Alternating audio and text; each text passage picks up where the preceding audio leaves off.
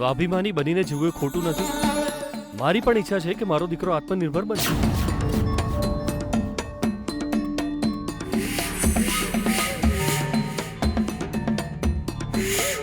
આ શું બોલી રહ્યા છો તમે? આપણા વિજયમાં કોઈ જ આવડત નથી. છે ભાનુ, છે. પણ એ આવડતી ગુણો એ વિશે વિજયને પણ ખબર હોવી જોઈએ. મારો કહેવાનો મતલબ છે કે વિજયે ચેલેન્જ જીતવી પડશે ભાનુ. વૈષ્ણવજીએ બિલકુલ સાચું કહ્યું છે ભાનુ. તારી પણ એક દીકરી છે ને? કોઈ રસ્તે ચાલતો આવીને એની સાથે લગ્ન કરવાની માંગ કરશે તો લગ્ન કરાવી દઈશ? એની આવડત, એના ગુણ વિશે ચકાસણી નહીં કરે? આટલા દિવસથી વિજય એશો આરામની જિંદગી જીવતો રહ્યો. મારા પૈસા બેફિકર થઈને ઉડાવતો રહ્યો. મારા પાવરનો એણે હંમેશા ખોટો ઉપયોગ કર્યો. પૈસા પાવર હશે તો આ દુનિયાને આરામથી જીતી લેશે એવું સમજી રહ્યો હતો. પણ હવે પાવર વિના, પૈસા વિના એણે આ દુનિયા જીતવી પડશે. અત્યારે એને કંઈક કરી બતાવવાની તક મળી છે ભાનુ. એ આ ચેલેન્જ જીતી જાય તો ગીતા ઘરની વહુ બનીને આવશે. વહુ આ ઘરમાં ખાલી હાથે નહીં આવે ભાનુ. પતિને પણ સફળ બનાવીને આવશે. એ વાત બધાને ખબર પડવા દે. વિજયનો નિર્ણય બિલકુલ બરાબર છે. એને રોકવાનું કામ હું નહીં કરું. ખાલી 1 મહિના માટે. એ આપણો દીકરો છે, એ આપણે ભૂલી જઈએ. હું એને પ્રોત્સાહન આપતો રહીશ. એણે પોતાના દમ પર સમાજમાં પોતાનું એક સ્થાન ઊભું કર્યું હશે તો લોકોને કેટલા વખાણ કરશે. એક પિતા માટે આનાથી વધારે આનંદની વાત કઈ હોય ભાનુ? પણ ધારો કે વિજય 1 લાખ રૂપિયા ના કમાઈ શક્યો તો હું સમજીશ કે મેં એક નાલાયક દીકરો પેદા કર્યો છે.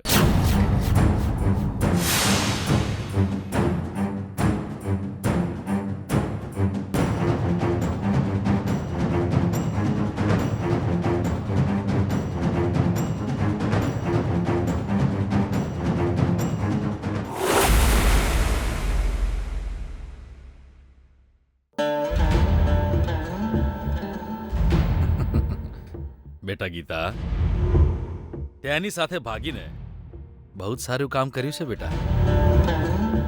અને તે પણ સુશીલા દીકરીને સપોર્ટ કરીને ખૂબ જ સારું કામ કર્યું છે.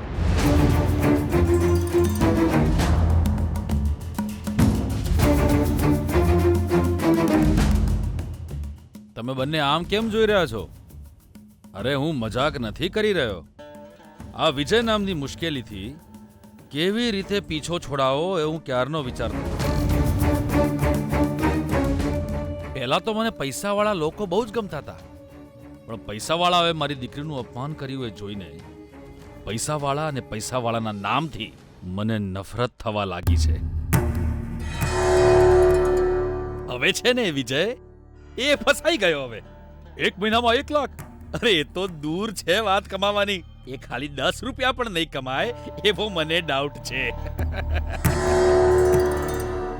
અને જો એ 1 લાખ રૂપિયા મારી સામે લાવીને નહીં મૂકે ને તો એના અને તારા લગ્ન નહીં થાય.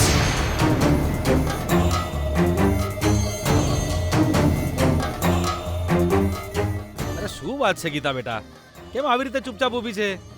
અરે તારા લગ્ન જો એ પાપી જોડે થઈ જાત ને તો તને આખી જિંદગી આવા કામચોર જોડે લગ્ન કર્યાનો પસ્તાવો થાત. અરે યા બેઠા બેઠા સમજાવીશ ને તને નહીં સમજાય. હું ત્યાં આવીને સમજાવું. બેટા ગીતા, વિજય તારી જિંદગીમાંથી જતો રહ્યો છે. આજ પછી હવે બધું સારું જ થશે બેટા. અને આમ પણ એ ગમે તેટલા પ્રયત્નો કેમ ના કરે, આ ચેલેન્જ તો એ ક્યારે જીતી નહીં જ શકે. પપ્પા, તમને પેલા કાચબા અને સસલાની વાર્તા તો ખબર છે ને?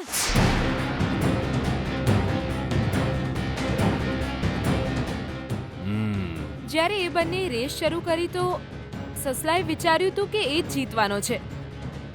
પણ જીત કોની થઈ? કાચબાની.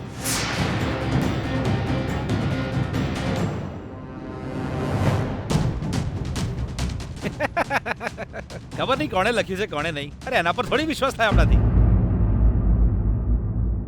અને આમ પણ વિજયનો ભૂતકાળ કેવો છે એ તો તને ખબર છે ને બેટા. અરે એક ટીપુએ પરસેવો પાડ્યો નથી એને, એવો રાજા મહારાજા છે આ. અરે જેણે જીવનમાં કોઈ કામ જ નથી કર્યું એ પ્રામાણિકતાથી 1 મહિનામાં 1 લાખ રૂપિયા કેવી રીતે કમાઈ શકે બેટા? એ વિજય ભણેલો તો નથી, ચલો એ વાત તો છોડો. ચાલાક છે તો શું થયું, એને બિઝનેસ કરતા થોડું આવડે છે, વેપાર નથી આવડતો, અરે કોઈ કામ આવડતું નથી, નિઠલ્લો છે. અરે આટલા વર્ષોથી એના બાપાના આટલા બધા પૈસાને કારણે જલસા કરતો આવ્યો છે, મજા કરતો આવ્યો છે બેટા. એ કોઈની મદદ વિના કંઈ જ કરી શકે એમ નથી બેટા. સાચું કહ્યું ને મેં સુશીલા? અરે તો તું જ જાણે છે બેટા, વિજય માટે શું જોયું કે તને પ્રેમ થઈ ગયો? કારણ કે મેં અત્યાર સુધી જેટલા ગુણોની વાત કરી ને એમાંથી એક પણ ગુણ એનામાં તો મેં નથી જોયો બેટા. પ્રેમ છે પપ્પા.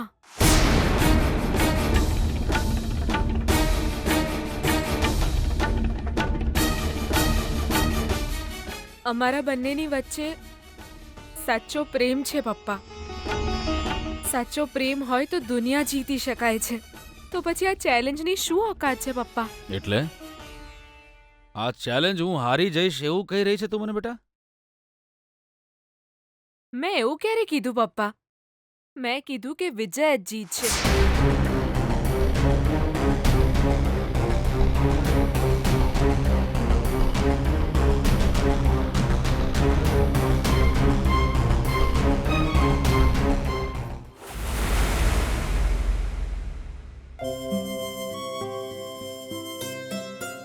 કદાચ તને અને ગીતાને અલગ કરવા માટે એના પપ્પાએ આવી શરત રાખી હશે. એમનો ઇન્ટેન્શન ગમે તેવો હોય પણ વાત તો સાચી જ છે ને.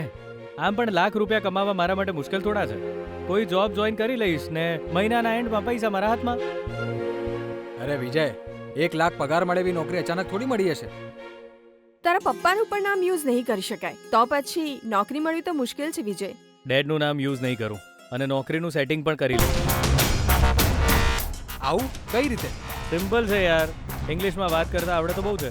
કોલ સેન્ટરમાંથી 50-60 હજાર રૂપિયા તો મળી જ જાય. ફટાફટ ફ્લુઅન્ટ ઇંગ્લિશ બોલીશ તો મારો સુંદર ચહેરો જોઈને, મારી વાતોમાં કોન્ફિડન્સ જોઈને કોઈ પણ કન્વિન્સ થઈ જશે અને પછી મારા જેવા ટેલેન્ટેડ છોકરાને ઇજ્જતથી નોકરી આપી દેશે. આટલો બધો ઓવર કોન્ફિડન્સ સારો નહીં વિજય. આ ઓવર કોન્ફિડન્સ નથી સુકન્યા, મને મારી જાત પર ભરોસો છે. પણ આ તો ઓવર કોન્ફિડન્સ જ લાગે છે. વૈષ્ણવ અંકલે તને ચેલેન્જ કર્યો એટલે તારે પર્સ ફોન બધું મૂકીને આવવાની શું જરૂર હતી? મદદ વિના પૈસા કમાઈશ એવા મેં ગીતાના સમ ખાધા છે. એ બધું લઈને આવત ને તો ચેલેન્જ સરળતાથી જીતી જાત. મારે આ ચેલેન્જના રૂલ્સને ફોલો તો કરવા જ પડશે ને. આપણે બધા એક કામ કરીએ, 2 દિવસનો ટાઈમ લઈને બધા ક્યાંકથી એડજસ્ટ કરીને 1 લાખ રૂપિયા ભેગા કરીને વિજયને દઈ દઈ. Good idea Rinku. અને પૈસા તું તારા સસરાજીને આપી દેજે, તું જ કમાશે એવું કહી દે. હા યાર, એમને કઈ જ ખબર નહીં પડે. તું પછી આરામથી ગીતા સાથે લગ્ન કરી શકીશ. અમને થોડો સમય આપ, અમે બધું અરેન્જ કરી દઈએ. એ મેં મારી જિંદગીમાં પ્રમાણિકતાથી કંઈ નથી મેળવ્યું, પણ હવે પ્રમાણિકતાથી ગીતાને જીતી જઈશ. હજુ પણ તમે મને ખોટા રસ્તે જવાનું કહો છો? ના, હું હવે સાચા રસ્તે જ ચાલીશ. પ્રમાણિકતાથી પૈસા કમાઈશ. આમ પણ 1 લાખ એ કંઈ બહુ મોટી અમાઉન્ટ છે જ નહીં. રોજે રોજ વિચાર્યા વગર લાખો રૂપિયા બિયર બારમાં વાપરતો તો હવે મારા માટે 1 મહિનામાં 1 લાખ રૂપિયા કમાવા મુશ્કેલ નથી. તમે જોઈ લેજો, હું જીતીને દેખાડીશ.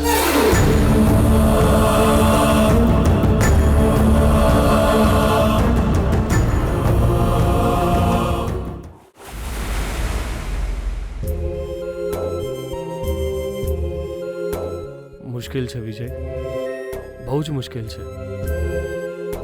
પ્રામાણિકતાથી 1 લાખ રૂપિયા કમાવે ખરેખર બહુ જ મુશ્કેલ છે. મેં ક્યારેય તને એ વાતનો અહેસાસ થવા નથી દીધો. એ મારી ભૂલ છે. વૈષ્ણવજીએ જે ચેલેન્જ આપી છે એટલી સરળ પણ નથી. તું આ ચેલેન્જમાં હારી ન જતો મને તો બહુ જ ડર લાગી રહ્યો છે બેટા. હું બીજું કંઈ પણ સહન કરી શકું છું, પણ તારી હાર સહન કરી શકું એવી શક્તિ નથી મારામાં. એ શક્તિ નથી મારામાં.